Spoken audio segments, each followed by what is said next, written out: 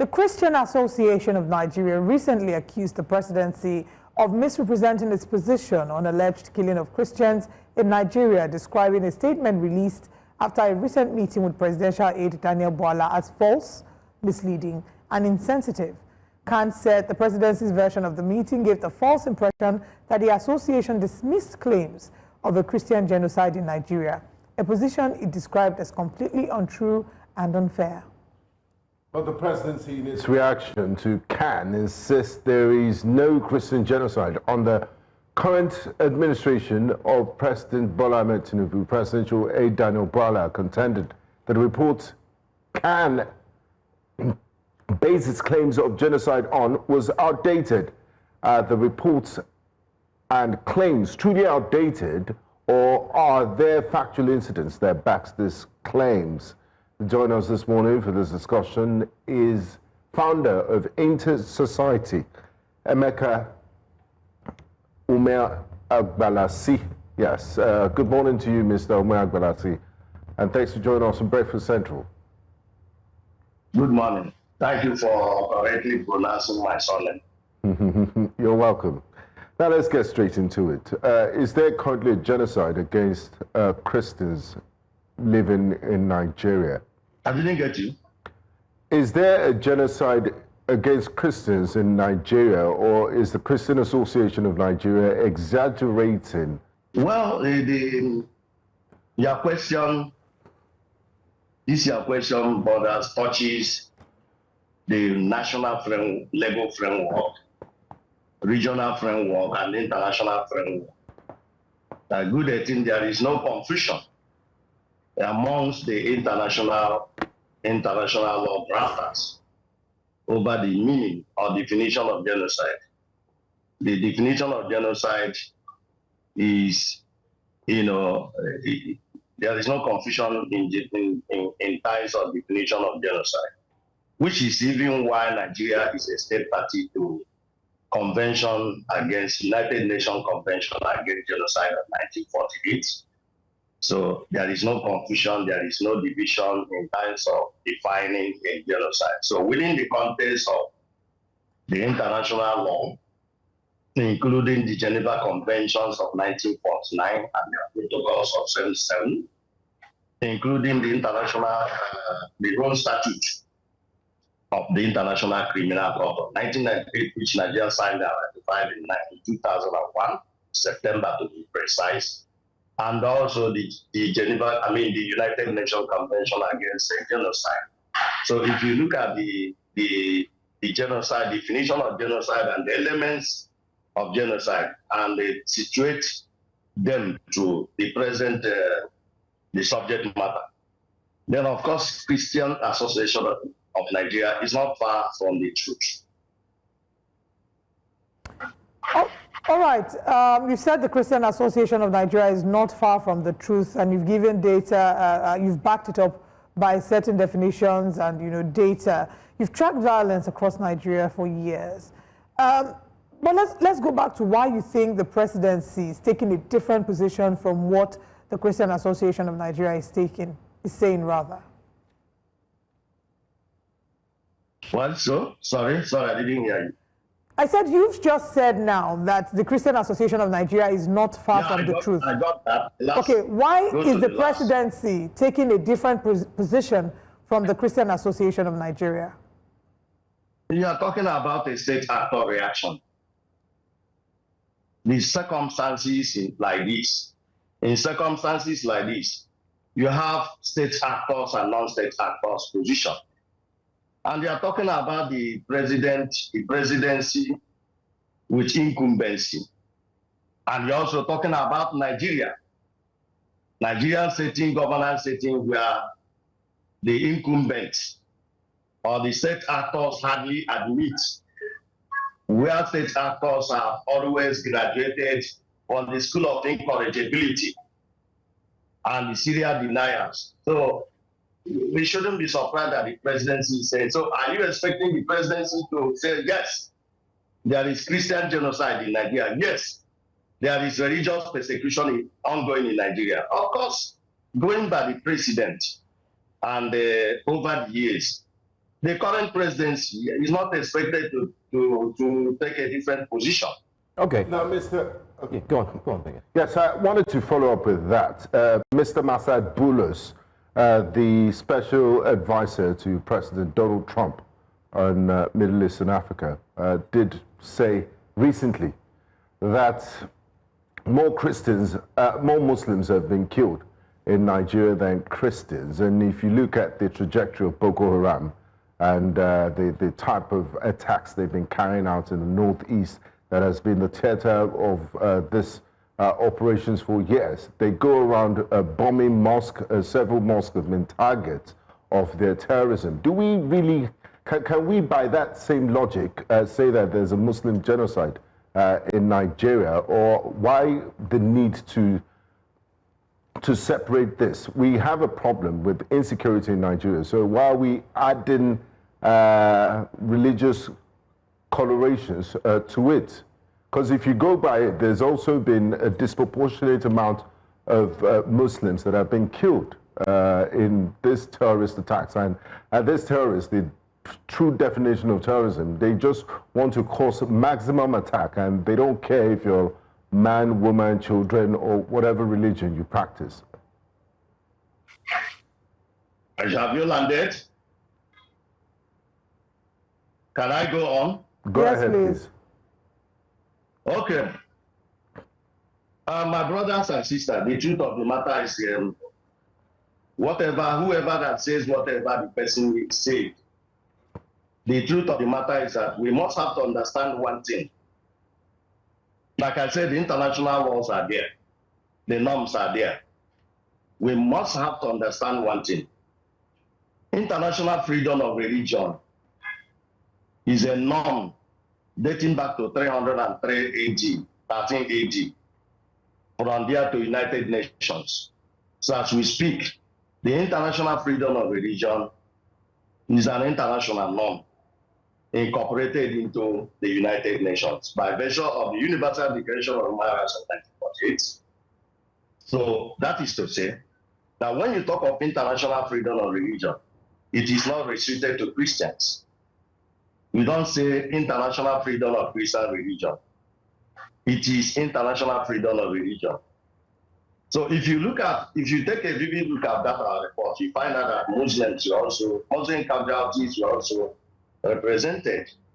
So, I mean, we must have to understand. So if by federal government or by this or by that saying, oh, it's not only Christians that are being killed, Muslims are also being killed. It simply translates and express admission of guilt on the part of federal government, because here the point of contention is international freedom of religion, or the negative part of it, in religious persecution.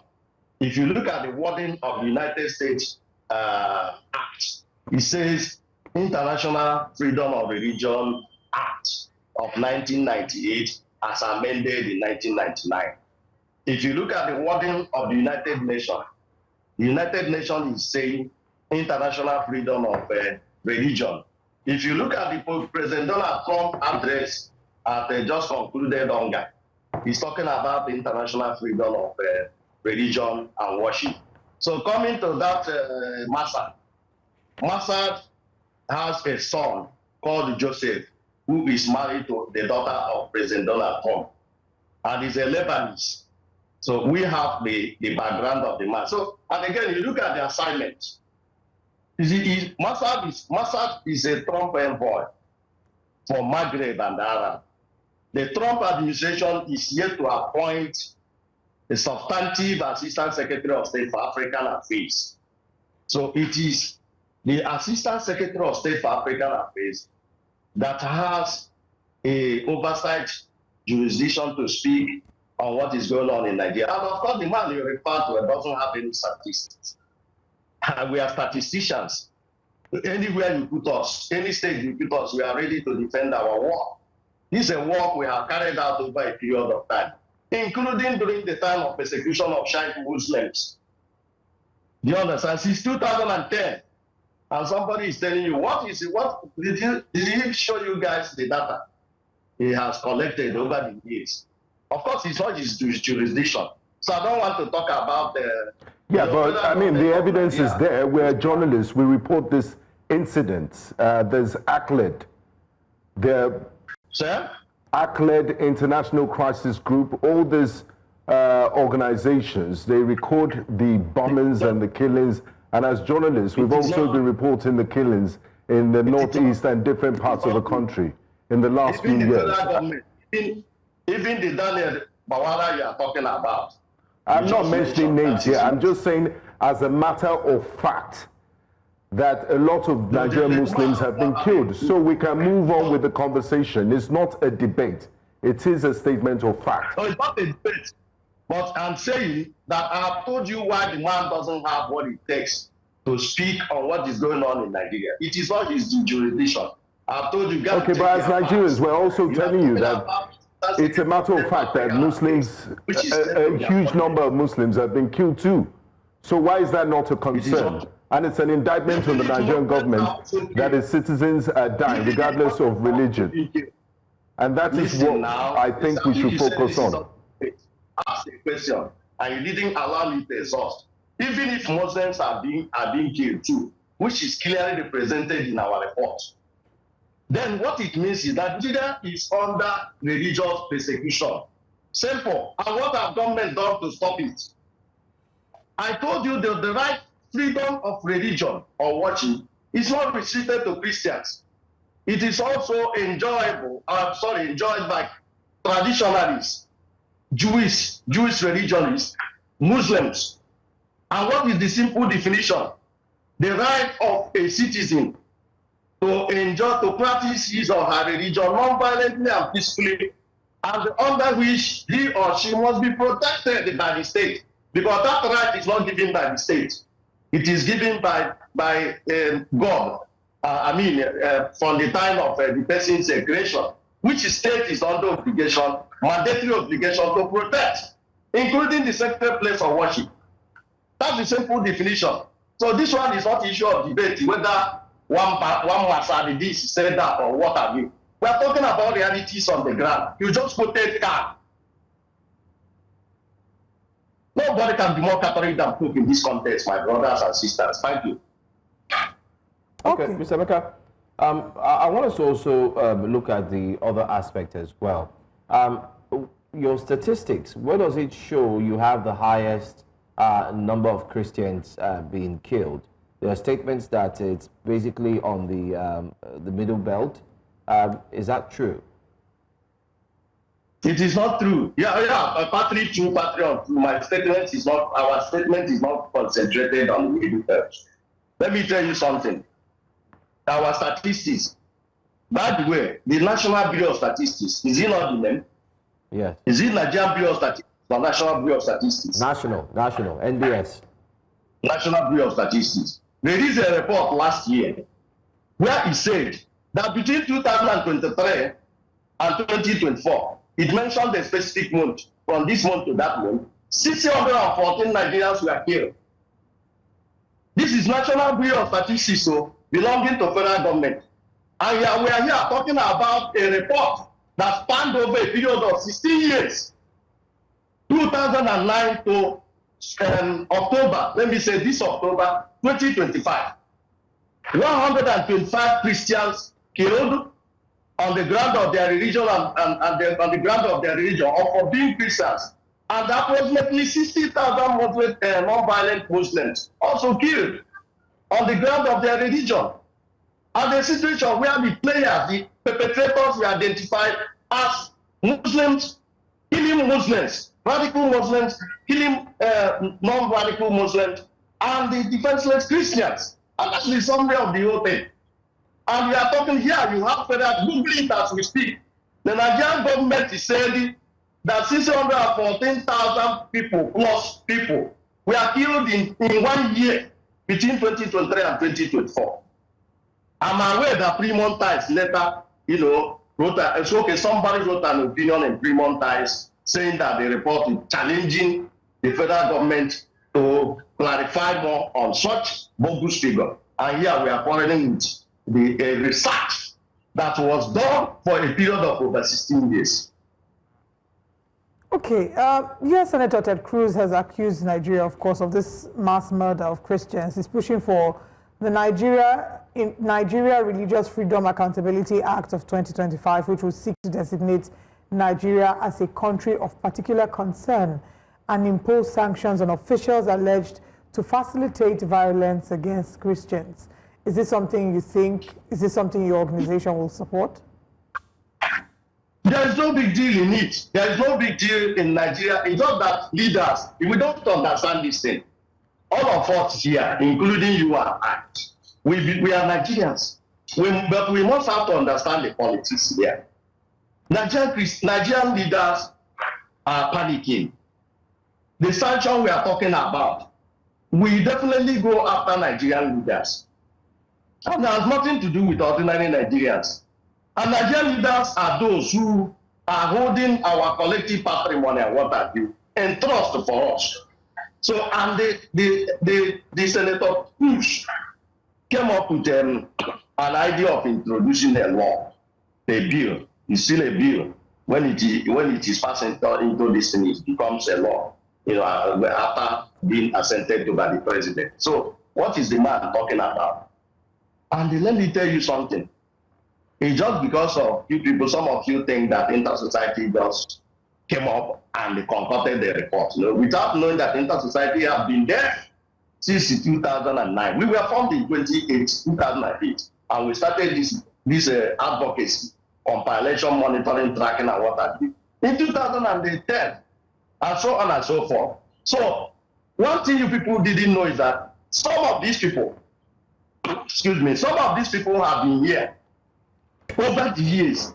Okay, let me give you an example of the team that federal government flew in the other time and wanted them to say something that is outside the truth, only for them to be humiliated, federal government to be disappointed or humiliated at the end of the day.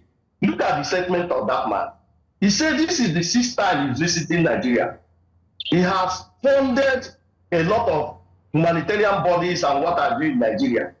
He has monitored, he has trained the team of experts to go around this middle belt and other parts of the country. The International Society for Civil Liberties Organization, for Civil Liberties and Rule of Law, is a Southeast-based organization. But our advocacy has taken us to know certain things in the North.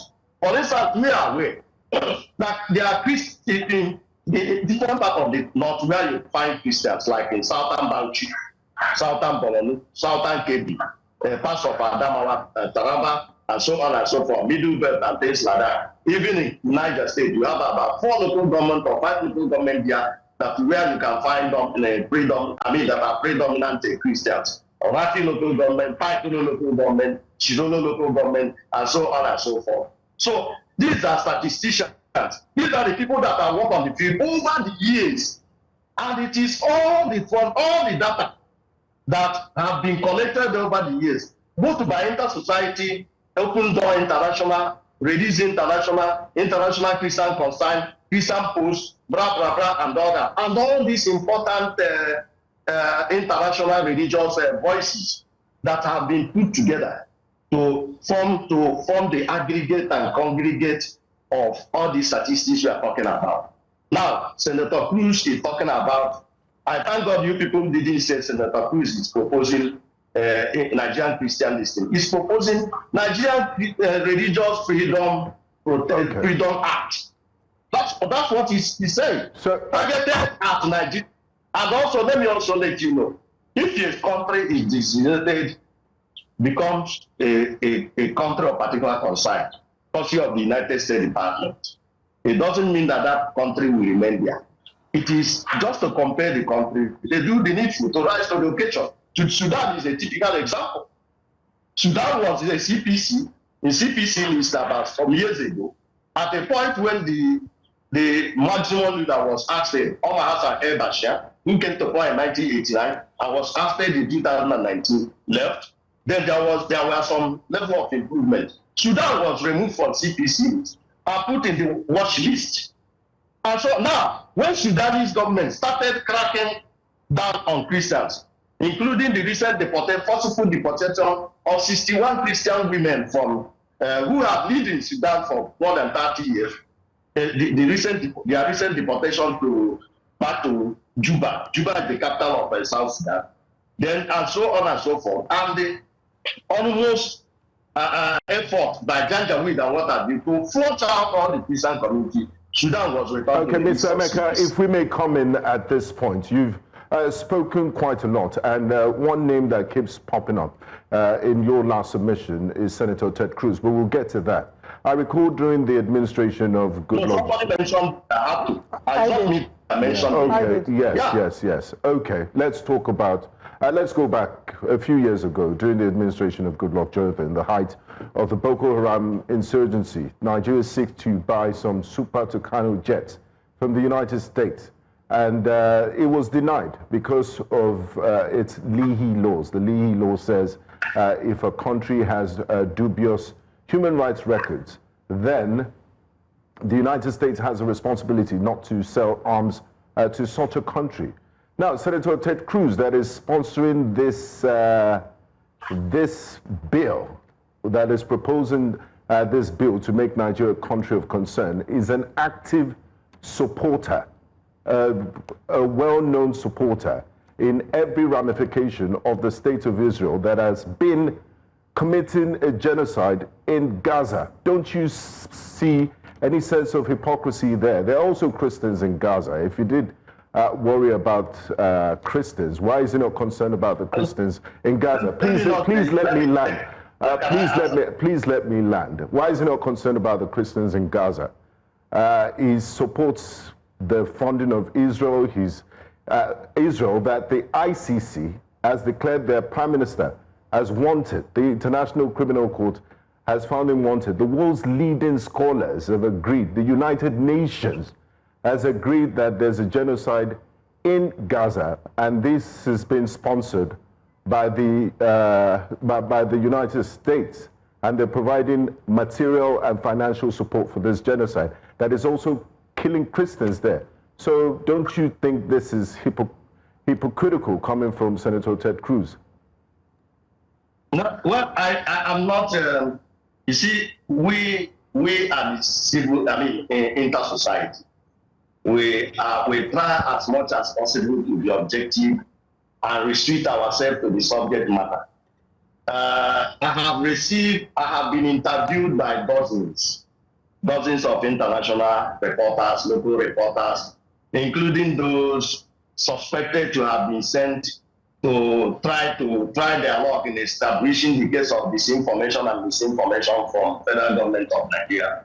And we have matched them word to word and what have you. So we are, let me tell you something. During the time, one of them, why I make this reference is that I remember one of them raising the issue of, Gaza, Nigeria is being called out because of the position Nigeria took, and they just concluded on Gaza and what have you.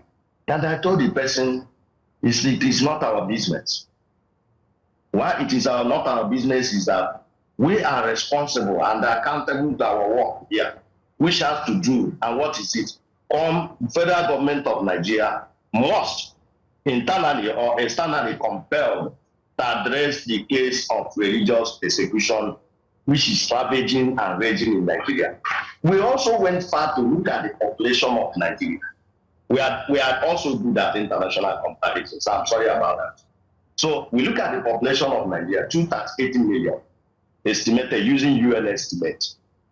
We look at the consequences that we follow if Nigeria, with this kind of population, should explode within the context of a religious genocide or violence of which the United Nations call complex humanitarian emergencies. So this is where we are. This is our concern. So of course, you just quoted international law position. Our position, we have also spoken a lot about Israel and the Palestinians. In fact, we have our own research work on Israel and Palestinians. And we use several statistics. I'm aware that Alaska was not originally an American state. Alaska was bought by United States from Russia. I'm aware that California and a lot of states that are today being part of United States, originally belonged to Mexico.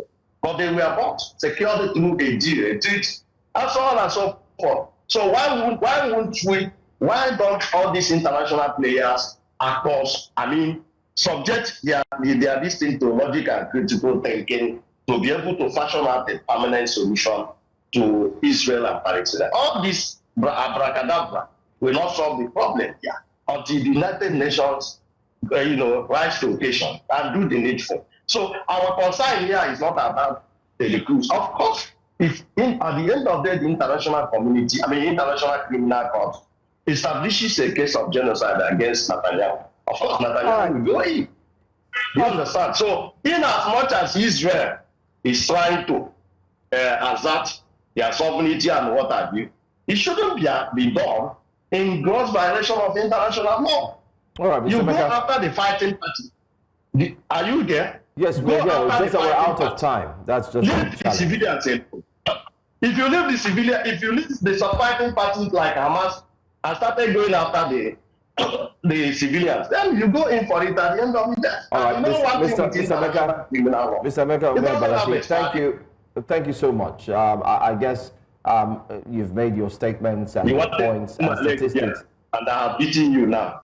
Okay, go ahead. I didn't get that. Sorry. No, we're not making it an argument, Mr. No, it Umeagbalasi. was never an argument. We understand your concerns, and we think that your concerns are valid as well.